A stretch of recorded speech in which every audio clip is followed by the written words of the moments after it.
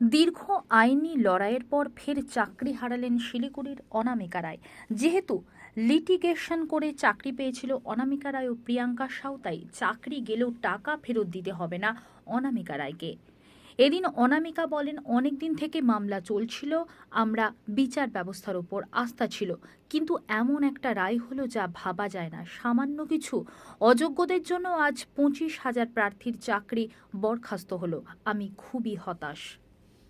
এমন একটা রায় হবে সেখানে হয়তো যোগ্য চাকরি প্রার্থীদের কোনো রকম সমস্যার মধ্যে পড়তে হবে না, কিন্তু সেটা আমার সম্পূর্ণ ধারণাটা ভুল।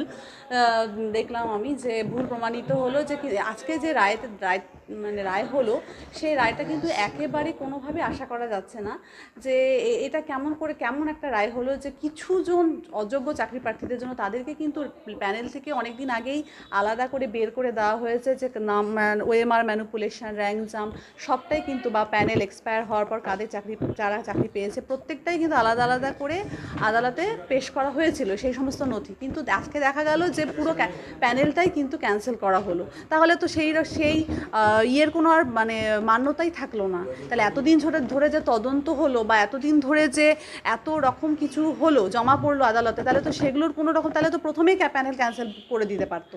তো এতটা সময় নেওয়ার তো দরকার ছিল না আমার মনে হয়।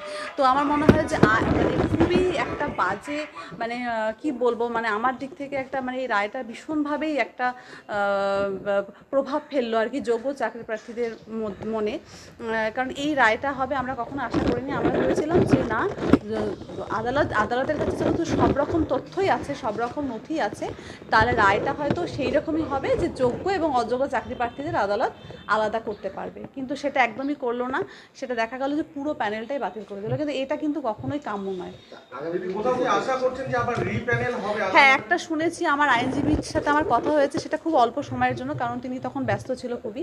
তো আইনজীবীর সাথে অল্প সময়ের যে কথা হলো, তিনি তো আমাকে এটাই জানালেন যে একটা দেখুন, আপনাদের তো প্যানেলে, আপনাদের তো ওএমআরে কোনো সমস্যা নেই, তো একটা রিপ্যানেল হবে এবং সেটা খুব শীঘ্রই হবে, 15 দিনে 15 ডেজের মধ্যে হবে, এবং রিপ্যানেলে আপনি আজকে চলে গেল ঠিকই, কিন্তু আপনি আবার চাকরিটা পেয়ে যাবেন। তো আদালতে এটাও নির্দেশ দিয়েছে যে 4 সপ্তাহের মধ্যে টাকা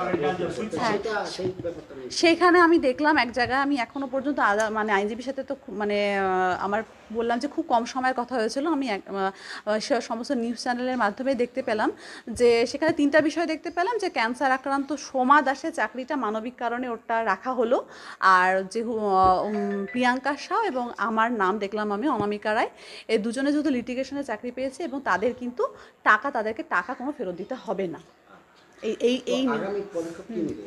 দেখুন, আগামী পদক্ষেপ এখনো পর্যন্ত তো যেহেতু আইনজীবীর সাথে আমার সেইভাবে কোনো কথা হয়নি এখনো পর্যন্ত, বুঝতে আমি ওনার সাথে আগে কথা বলি যে এর পরবর্তী